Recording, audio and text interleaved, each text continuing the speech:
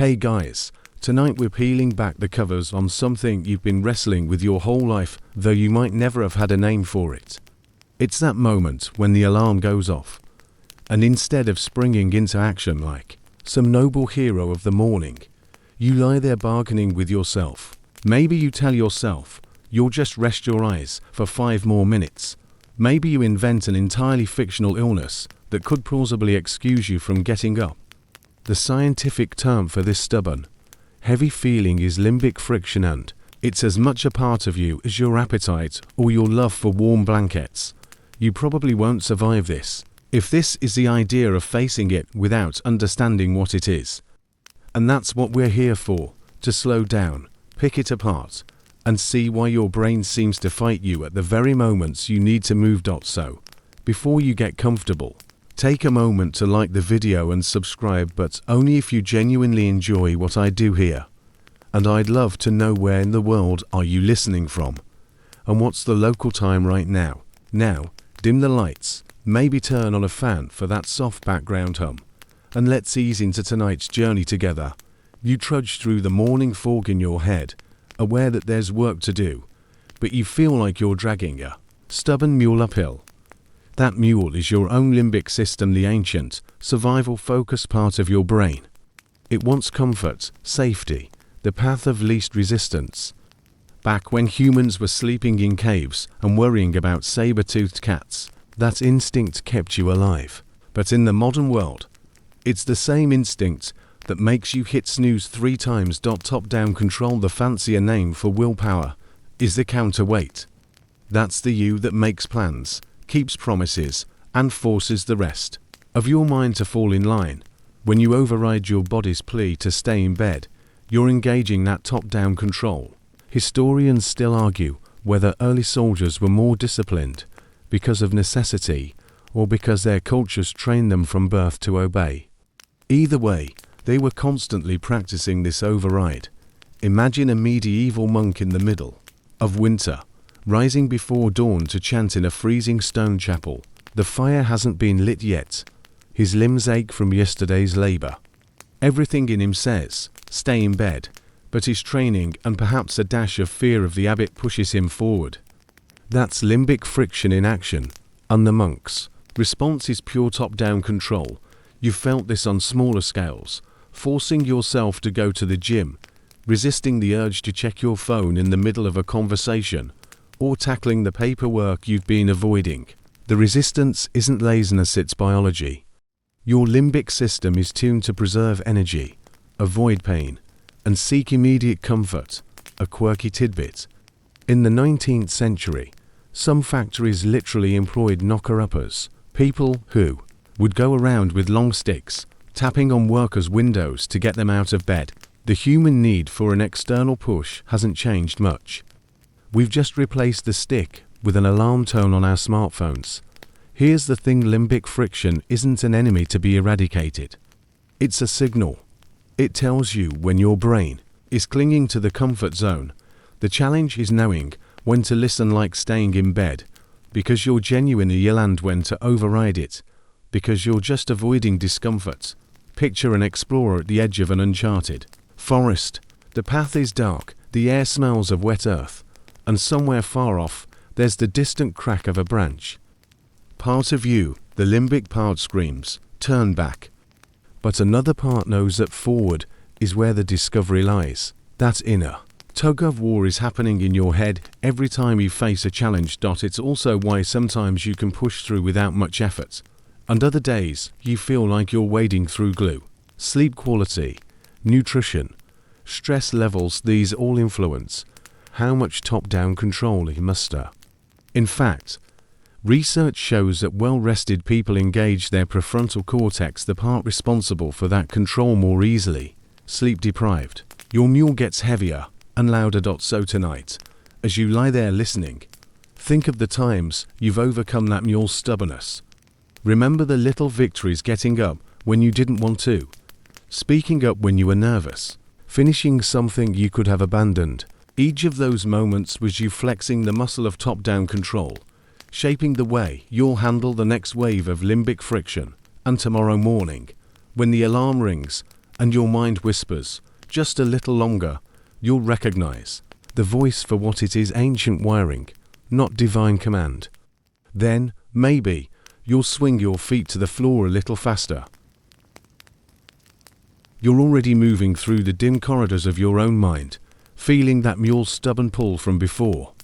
But now, instead of pushing with brute force, you're looking for levers, little psychological triggers that can tip the balance in your favor. Sometimes it's love, not the flowery, cinematic version, but the quiet kind that gets you out of bed at 4 a.m. because someone you care about needs a ride to the airport. You may be groggy, unshaven, and muttering under your breath, but you're moving. Love overrides the limbic system's desire for comfort, because the emotional weight is bigger than the inconvenience. Historians still argue whether the great explorers of the Age of Discovery sailed out of love for adventure or love for their homeland's glory. Either way, it moved them past some terrifying limbic friction, like the prospect of falling off the edge of the known world. Other times, it's duty, the promise you made, the oath you took, the job you said you'd finish. You might hate every moment of the task, but your word becomes a kind of anchor. In the 18th century, postal riders in the American colonies carried mail through storms, snow, and sometimes hostile territory, not because they felt like it, but because they'd sworn to deliver. Missing a run could mean losing your post entirely. That fear and that sense of responsibility worked together like a flint and steel, sparking action where there was none. And yes, sometimes it's plain old irritation. Anger has a way of burning through hesitation, even if the fire isn't pretty. Think of a blacksmith in a crowded medieval forge, hammering away at a stubborn piece of iron. Every strike is a small act of defiance against the metal's refusal to bend. That same energy can make you tackle a pile of dishes or reply to an unpleasant email just to prove you can. A quirky tidbit. In Victoria, England, some households employed scullery maids whose main job was washing dishes and scrubbing pans before the cook arrived. One recorded maid swore she worked faster and harder when she imagined she was proving her worth against the other kitchen staff. Competition, especially when laced with a little irritation, was her personal ignition key. But triggers aren't. One size fits all. You might find that love pulls you forward in family matters, but duty gets you through work projects, and irritation is your race card for personal challenges. The trick is to recognize which one to deploy when limbic friction hits. If you're not emotionally invested, love won't help. If there's no commitment on the line, duty won't bite. And if you're not riled up enough, anger will just fizzle. You might wonder, shouldn't we just train ourselves to act without needing these sparks? Historians still debate whether ancient warrior cultures, like the Spartans, truly acted from a constant internal drive, or whether they relied on carefully engineered triggers like public shaming, ritual oaths, and stories of heroic ancestors. Even they understood the brain sometimes needs a push. Picture yourself standing at the base of a hill and want to climb. If you frame it as just exercise, your limbic system yawns and digs in its heels. But if you imagine someone you care about waiting at the top, or picture a rival there ready to gloat, the air changes. Your grip on your walking stick tightens. Your boots shift forward almost of their own accord. It's worth noting, though, that overusing a trigger can dull it. Love can burn out into resentment if it's always being leveraged for effort. Duty can harden into bitterness if it feels one-sided. Anger, if leaned on too often, can fray your nerves until even small sparks cause explosions. That's why it's smart to rotate them, to know you have more than one ignition source in your mental toolkit. So tonight, as you drift in this soft glow of thought, take a quiet inventory. What's moved you before?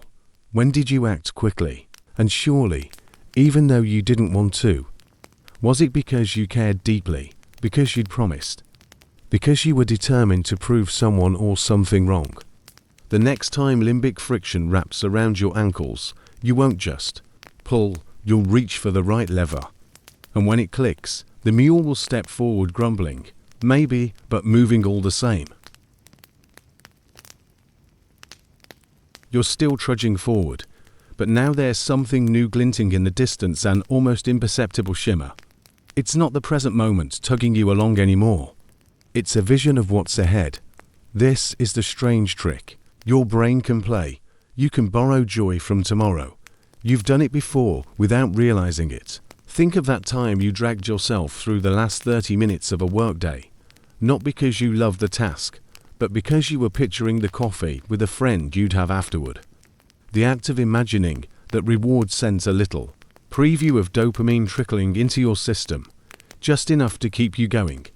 This is the mental time machine. Step into it will.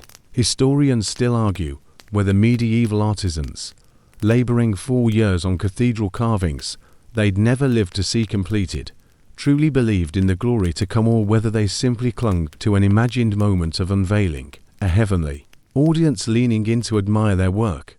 Either way, their vision of the wind pulled them through. The science here is quietly elegant.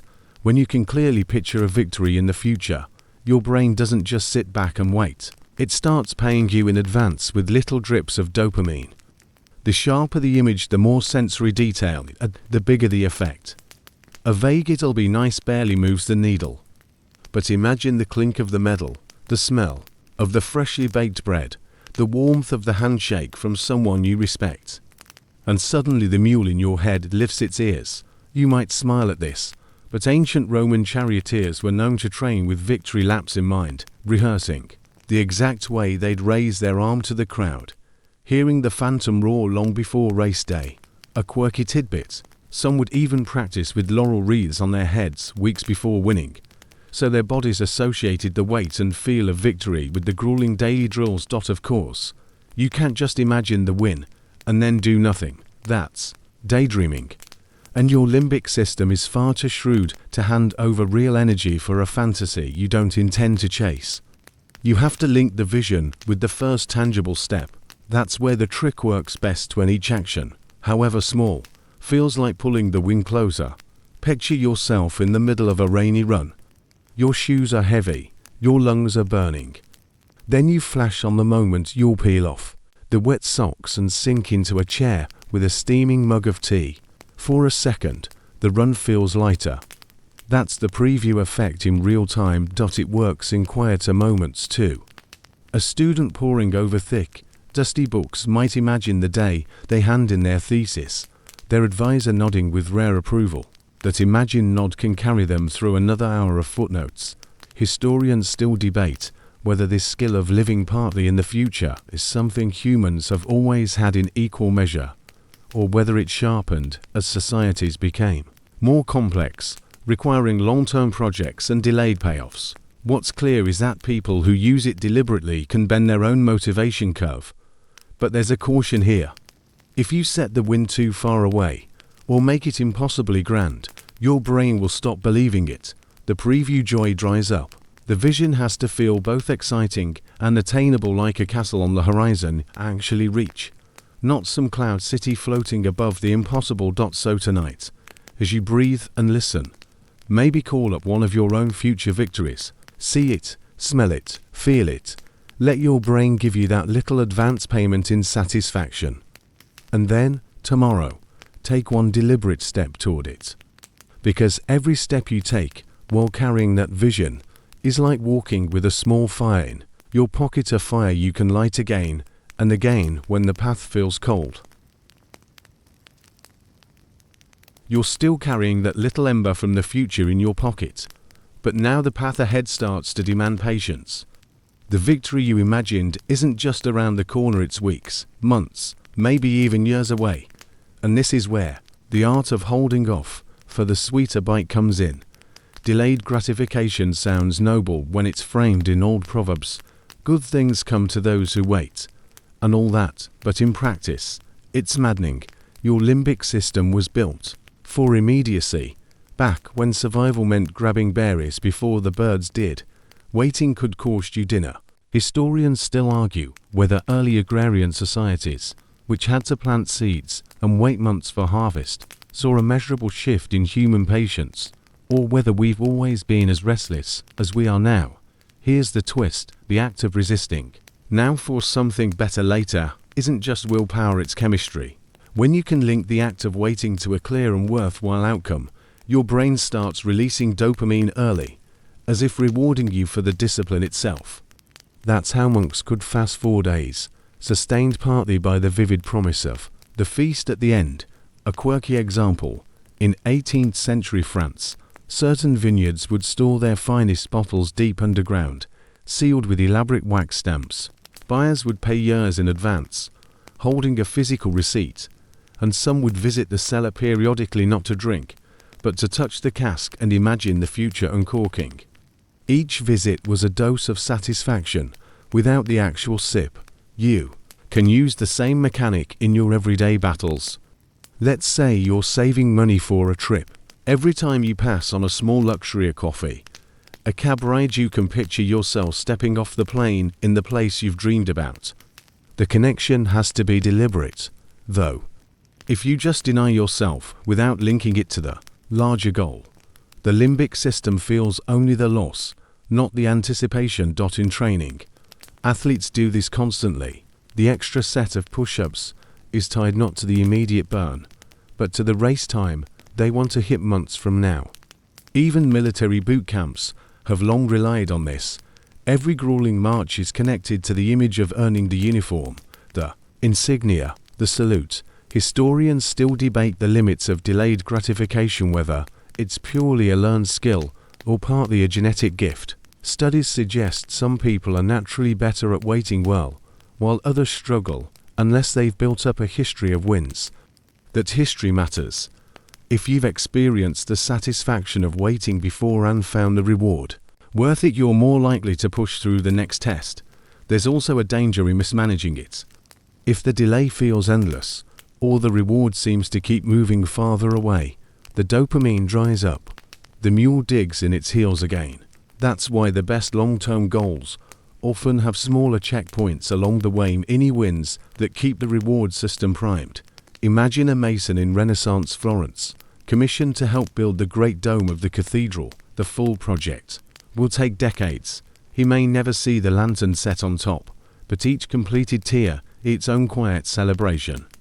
That's how you turn the distant sweetness into a series of steady sips, instead of starving yourself until the banquet. So tonight, as you listen in the dark, think of something you're waiting for, not vaguely, but in color, in texture, in sound.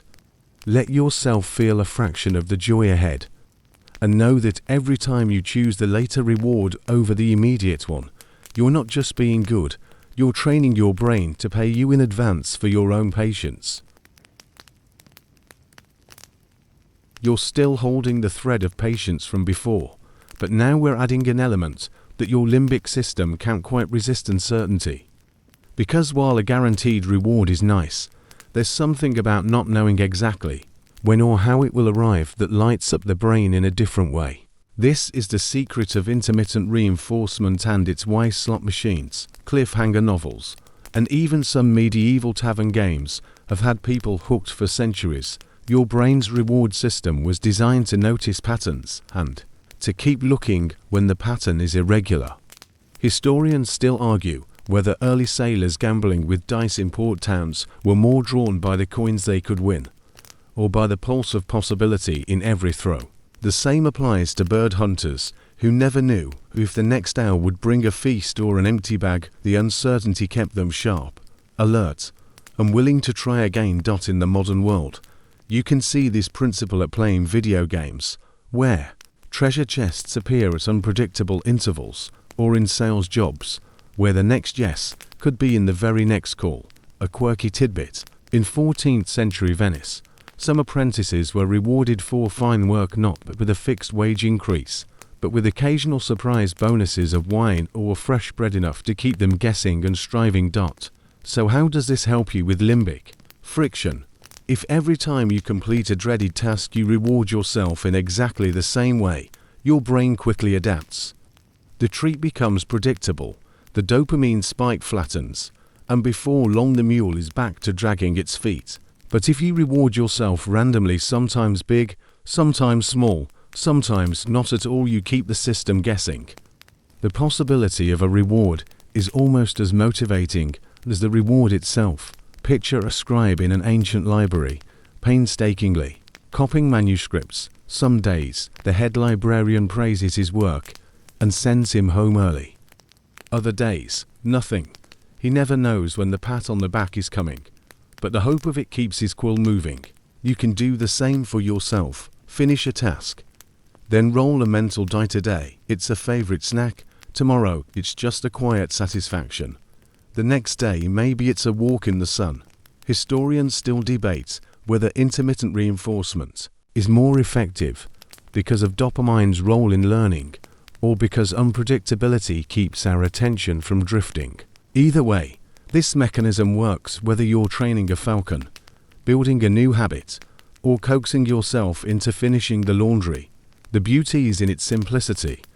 You don't need a complex system, just enough variation to make each completed effort feel like it might bring a surprise. And when it does, the dopamine spike is sharper, more memorable, and more likely to pull you forward next time. So tonight, as you let the hum of the room settle around you, think of a task you've been avoiding. Imagine tying a small, unpredictable reward to it, not every time, but often enough to make the possibility tantalizing. The mule may still grumble, but it will keep walking, because who knows what's around the next bend. You're still playing with that sense of unpredictability, but now it's time to look at a quieter, less obvious lever. What happens when you don't layer all your pleasures at once? This is the art of keeping your dopamine sources clean, so they don't all blur together into one dull, over-sweetened mess. Your limbic system loves a good pile-on. Coffee plus your favorite music plus a sunny morning plus a task you enjoy. The dopamine flows in waves, but there's a hidden tax. If you always bundle your pleasures into one moment, your brain starts expecting that perfect combo every time. Then, when the weather's bad, or you forget your headphones, or the coffee machine is broken, suddenly the whole activity feels flat. Historians still argue whether ancient artisans in bustling bazaars were more productive because of the sensory richness around them, or whether the constant mix of smells, sounds, and tastes eventually dulled their senses, forcing them to seek ever greater stimulation. What's certain is that in quieter, less crowded monasteries, monks often kept pleasure separate: music for prayer time, wine only on feast days, candles for evening study. Each was distinct, never diluted by overuse. A quirky tidbit: in 19th century Japan, certain tea masters would deliberately serve the most exquisite sweets before the tea ceremony began, not alongside. This heightened the guests' appreciation for both, and ensured the flavors didn't compete. You can use this same principle when tackling limbic friction. If you want a task to feel rewarding, don't drown it in every possible comfort. Let it stand on its own, with perhaps one small booster cup of coffee, or a favorite chair, but leave room for the brain to notice the task itself. Then, on another day, change the pairing. This rotation keeps each source of dopamine potent. Picture yourself training for a long run. If you always run only with music, sunny skies, and the perfect gear, you risk making those conditions a requirement. But if you occasionally run without music, in less than perfect weather, or in simpler shoes, you build the ability to enjoy the act itself. Then, when you reintroduce all the extras, the pleasure spikes dramatically. Historians still debate how much of our modern restlessness comes from overstimulation, whether constant layering of comfort is making us less resilient. But one thing is clear: by spacing out pleasures and letting each have its own space, you keep your reward system responsive. So tonight, think of something you love to do. Then imagine doing it stripped of one familiar comfort. It might feel odd at first, but the next time you add that comfort back, it'll taste sweeter, sound richer, feel warmer. That's the paradox. By giving yourself less now, you preserve more joy for later. You've been careful not to mix every sweet thing at once, but what happens when the sweetness is everywhere and turned up so high that your senses start to numb? That's the danger of overstimulation, when life's volume is set so loud that even silence feels dull. Your limbic system is wired to notice novelty. A bright flash in the forest, an unfamiliar scent on the wine, these once signaled opportunity or danger. But in the modern world, novelty can be manufactured and delivered non-stop. Historians still argue whether the explosion of color, sound, and movement in 18th century pleasure gardens genuinely enriched visitors' lives, or left them restless and bored with the quiet of their own homes afterward. A quirky tidbit: in the 1920s, some Paris cafes began offering moving picture dinners, where short films played continuously during meals. The novelty drew crowds at first, but within a year, regular diners complained they could no longer enjoy a simple, silent evening without feeling something was missing. That's the problem with too much spice. It dulls the tongue. When every scroll on your phone delivers a new joke, a shocking headline, or a perfect photo, the real world starts to feel muted. When every meal is engineered for maximum salt, sugar, and fat, a fresh apple tastes like cardboard. When every interaction online is rapid and dramatic, a slow in-person conversation feels like it's moving through syrup. And here's where limbic friction grows stronger. If you've been bathing your brain in high-intensity novelty, low-intensity reality won't easily lure you into action. The mule in your head isn't just slow, it's bored. To coax it forward, you have to reset its senses. This is why digital detoxes, quiet retreats, or even just evenings without screens can feel awkward at first, like you've gone from a fireworks show to a single candle. But if you stick with it, your senses start to recover. The candlelight becomes enough. The texture of an apple becomes interesting again. Historians still debate whether ancient hermits sought solitude purely for spiritual reasons, or partly to cleanse their minds from the overstimulation of city life. You can create small resets without disappearing into the mountains. Take a walk without headphones. Eat a simple meal without added sauces. Let a conversation stretch without checking your phone. The first few times, the quiet might itch. But after a while, that itch turns into a gentle hum, the sound of your attention coming back online. So tonight, as the hum of your own room wraps around you, imagine slowly turning down the world's volume. Picture the mule lifting its head, ears swiveling, finally noticing the soft rustle of the leaves ahead. That's the sound of your senses sharpening again, ready to find joy in the small things you'd been too overstimulated to feel. Your senses have started to clear from the fog of overstimulation, and now we can talk about the quiet handshake between two of your brain's most powerful allies, focus and dopamine. One sharpens the other. Without enough dopamine, focus slips like water through your fingers. Without focus, dopamine's burst gets wasted, scattered in a dozen directions. You've probably felt this handshake on days when a task suddenly pulls you in so deeply you lose track of time. That's your brain aligning its chemical and attentional gears. Historians still argue whether medieval scholars hunched over illuminated manuscripts were naturally more focused, or whether the painstaking work of hand-lettering every word simply forced their dopamine and attention into step. Either way, the product was the same: extraordinary concentration, sometimes 4 hours on end. A quirky tidbit: in the 17th century, chess masters were observed to eat entire roast chickens between matches, not from gluttony, but because the intense focus of tournament play burned so many calories that their bodies craved massive fuel. Modern brain scans confirm this. Sustained concentration is metabolically expensive. For people with ADHD, this handshake can be elusive. Their dopamine system doesn't always deliver the steady drips needed to keep the prefrontal cortex, the part of the brain that manages focus, engaged. But even without ADHD, anyone can struggle if their dopamine's been drained by constant novelty. Remember that mule. Without enough dopamine to promise a reward, it doesn't even lift its head to see what's ahead. One workaround is to deliberately prime your dopamine before a focus-heavy task. This doesn't mean flooding it with pleasures, it means giving your brain a small, clear reason to care. That might be setting a short, attainable goal, like writing one page, or framing the work as part of a bigger, meaningful picture you've already been building in your mind. Picture a 19th century telegraph operator in a rural station. The work is repetitive, but every click and pause carries the possibility of urgent news. That potential keeps their focus taut, the dopamine trickling in just enough to stay alert. You can recreate this by introducing small, self-set challenges or a visible countdown to a reward.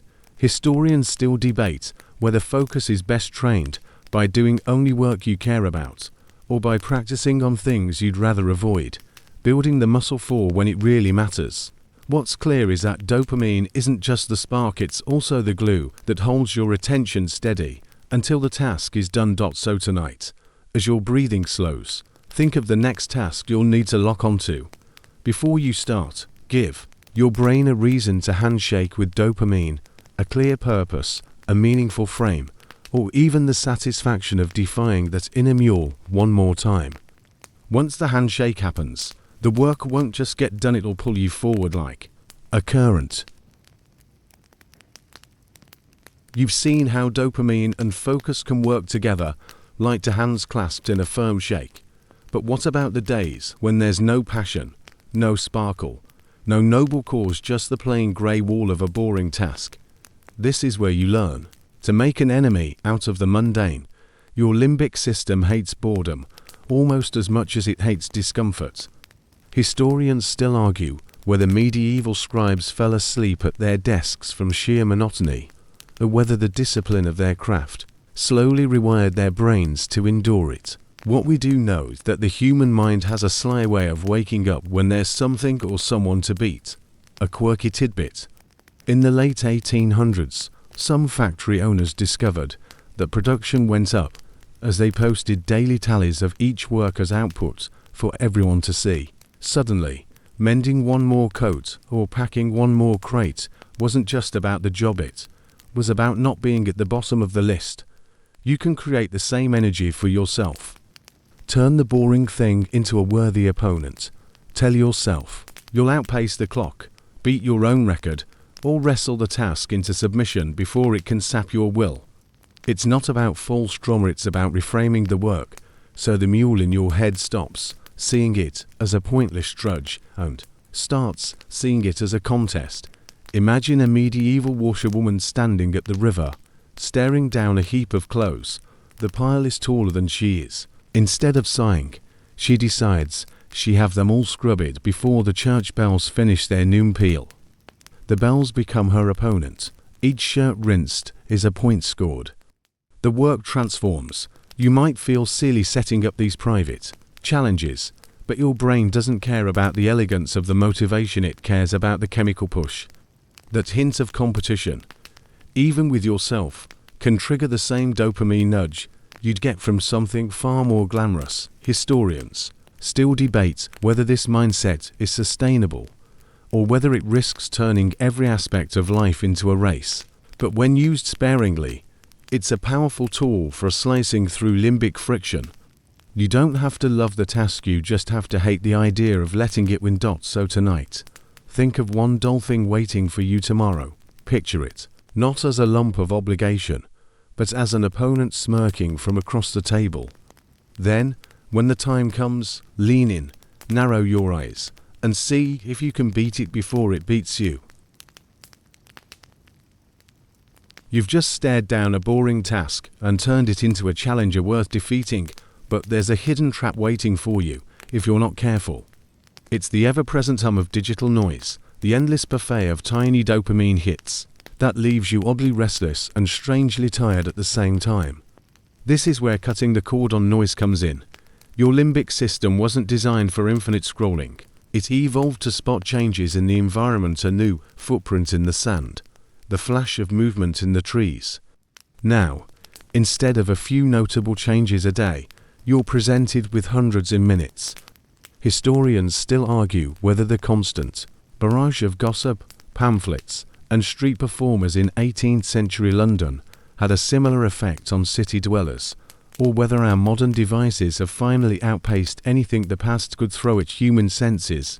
A quirky tidbit. In the 1920s, some department stores began installing conveyor belts that carried goods past shoppers, whether they were looking for them or not.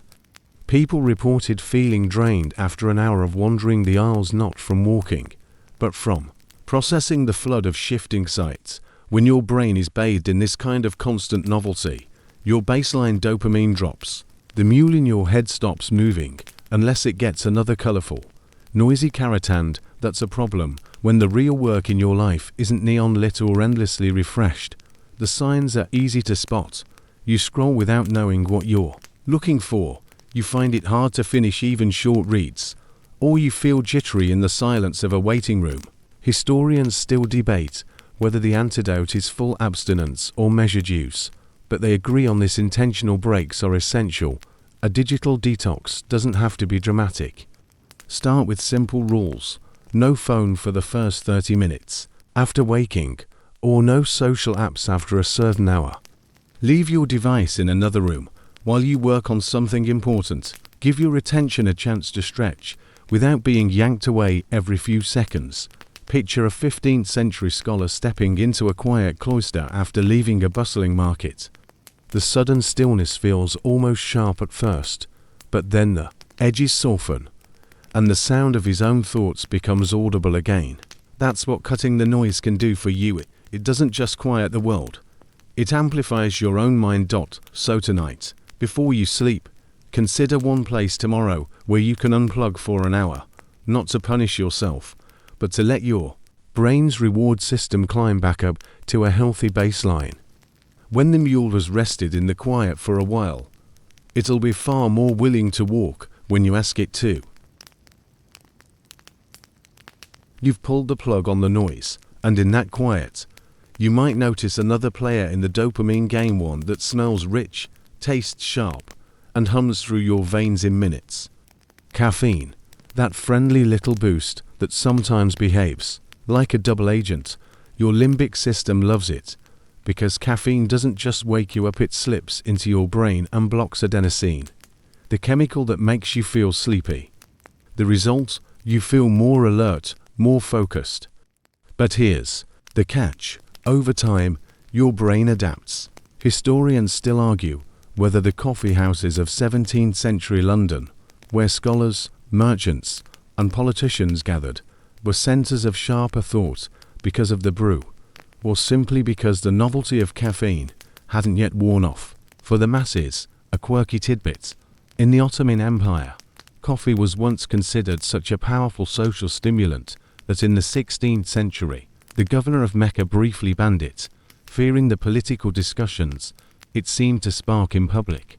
Houses. The problem with caffeine isn't the drink itself, it's timing, tolerance, and dependency. Drink it too late in the day, and it can sneak into your night, stripping minutes or hours from your deep sleep.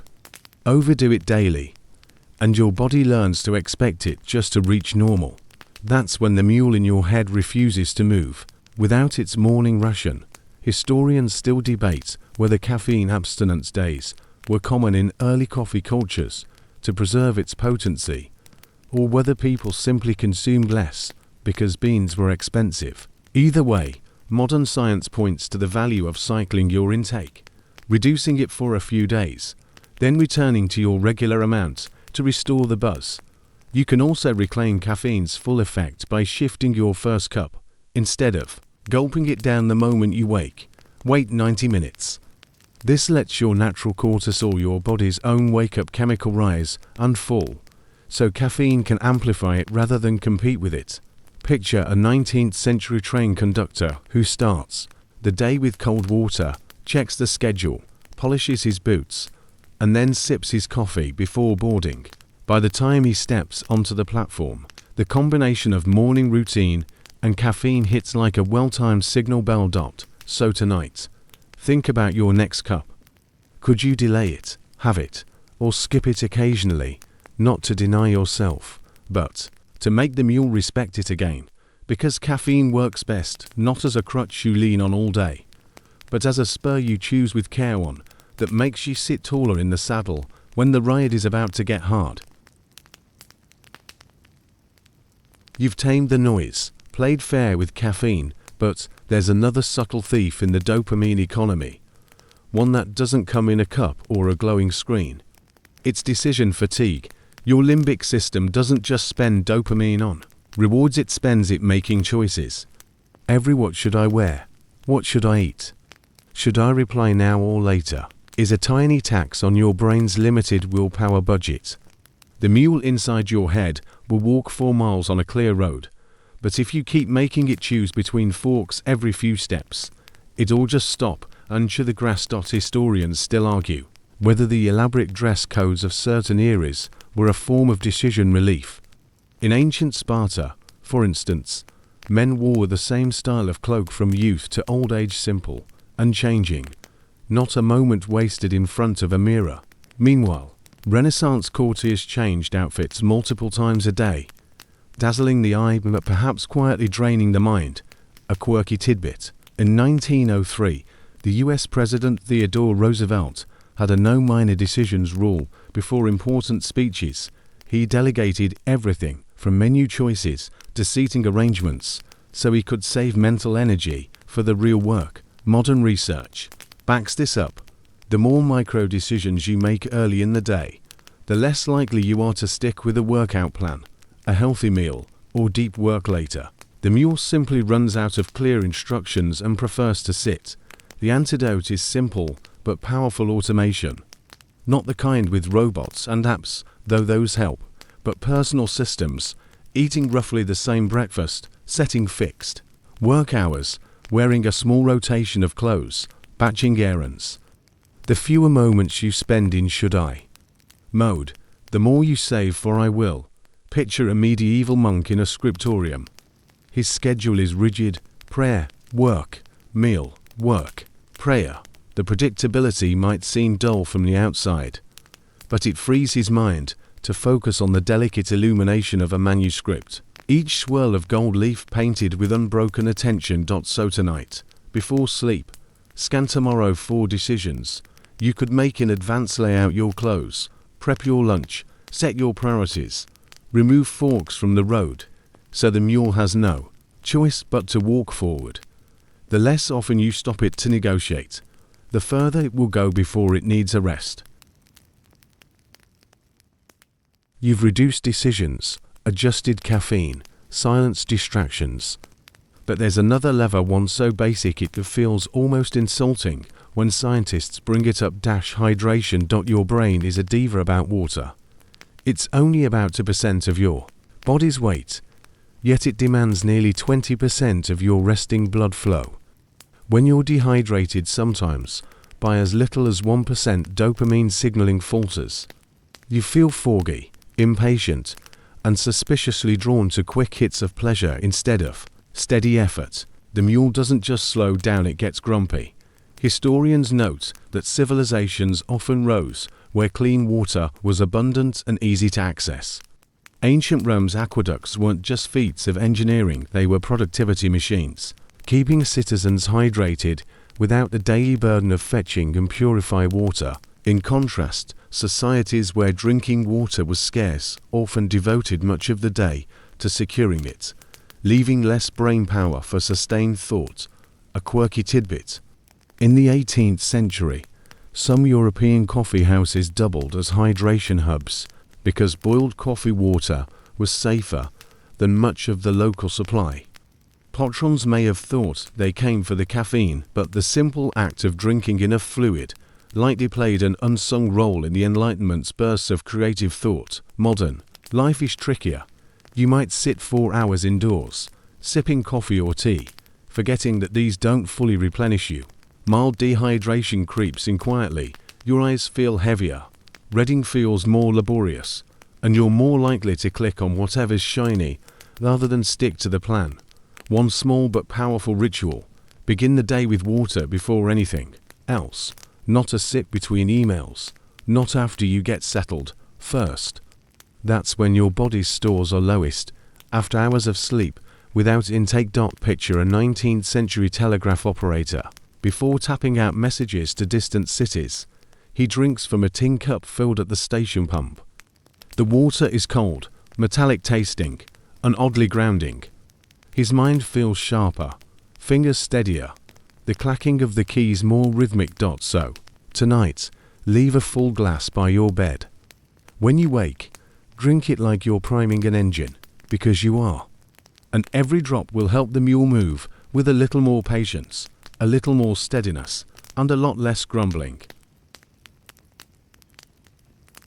You've fed the mule water, cut the noise, lightened its load of choices, but there's still the question of rhythm, not the poetic kind.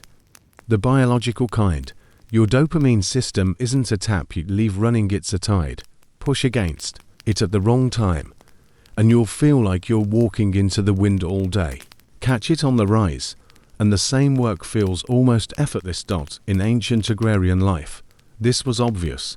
People rose with the sun, worked hardest in the cool morning hours, and slowed as the day baked the fields. Monks still keep canonical hours: matins before dawn, prime at sunrise, sext at midday, each with its own mood and purpose.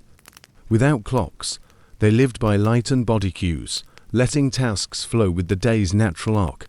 Modern science has a name for this: ultradian rhythms, those 90 to 120-minute cycles of peak focus, followed by a natural dip. Your brain can handle deep, high-quality effort only in bursts.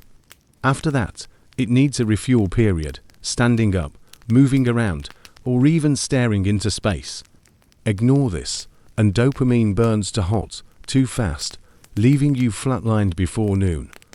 Quirky example: the novelist Charles Dickens wrote for only 5 hours each morning. He swore that beyond that, his mind grew dull and his sentences wooden. His afternoons were 4 long walks, miles and miles of letting the tide come back in. To harness this, plan your day in waves. Slot your hardest cognitive work in 1 to 3 blocks of 90 minutes each, with true breaks in between. No cheating. With half rests while still scrolling your phone. Picture a medieval stonecutter repairing a cathedral wall. He hammers for an hour and a half, muscles warm, attention sharp. Then he steps back, leans on the chisel, and simply watches the light shift across the stained glass. The pause isn't laziness, it's part of the work, letting his hands and mind return to steady precision. So if you've been grinding without pause, consider that your brain might not be lazy, it might just be between tides. Give it space to rise again, and the mule will trot without the whip. And then comes night, not just the absence of light, but the long, deliberate act of closing the shop. Dopamine is a daytime operator. It drives seeking, striving, scanning the horizon for the next reward. Sleep is its quiet counterbalance, when the mind trades action for repair. Without this reset, the mule doesn't just slow, it forgets the way entirely. Ancient cultures understood this, even without neurotransmitter charts. The Japanese in Imuri, the art of napping without shame, kept minds sharp during long temple rituals. In medieval Europe, first sleep and second sleep broke the night into 2 calm halves, with a waking interval for prayer, reading, or quiet conversation. People didn't fear the night. They used it to untangle the knots of the day. Modern life has bulldozed this gentleness. Artificial light stretches daylight into midnight. Screens mimic the brightness of noon, and we carry the buzzing marketplace into bed. Your brain, bathed in this false sun, struggles to downshift from hunt mode to restoration mode. The fix begins before you even touch the pillow. Dim the light early, letting shadows creep into the room. Stop eating a couple of hours before bed. Digestion is a noisy neighbor to deep sleep. Swap frantic scrolling for a ritual that tells the mind, the chase is over for today.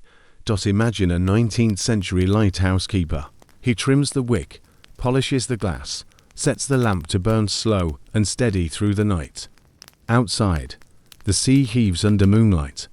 Inside, he sits in a chair, boots off, letting his eyes grow heavy to the rhythm of the waves. He knows that tomorrow's vigilance will only be sharp if tonight's rest is whole.